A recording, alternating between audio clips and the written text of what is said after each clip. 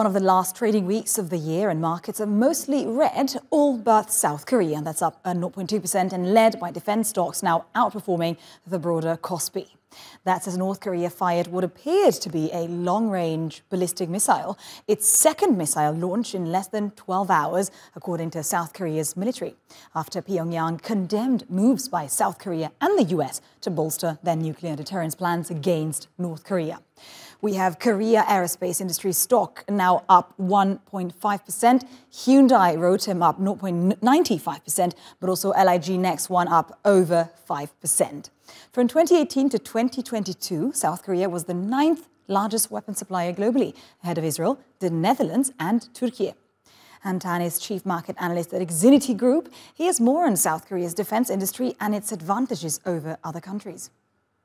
So there are really several factors that play into South Korea's ambitions here. So firstly, you've got government policies that are conducive of the industry. So that only enhances what we already know of South Korea being this manufacturing and export powerhouse, right?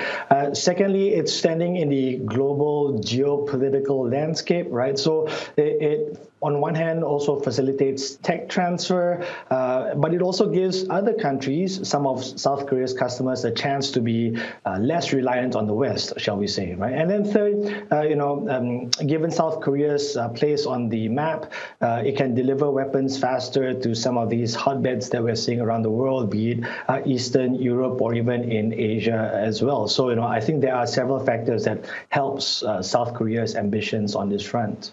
Interesting. So logistically easier as well. And Han, how was South Korea, but also other economies in the region, how were they able to cope with the supply bottlenecks and also the subdued demand in China that we saw post-pandemic?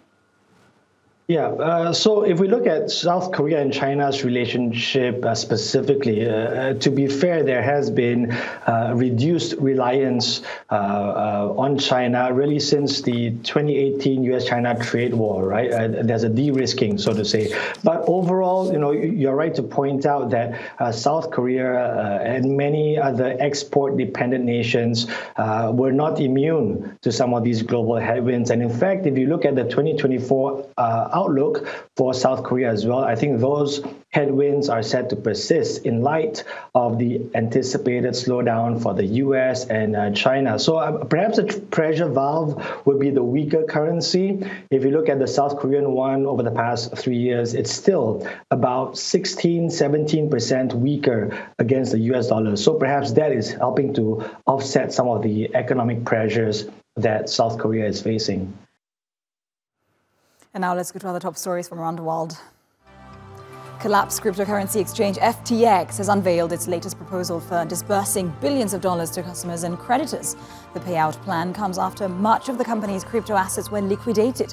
FTX filed for bankruptcy last year before its founder Sam Bankman-Fried was convicted of orchestrating a massive fraud.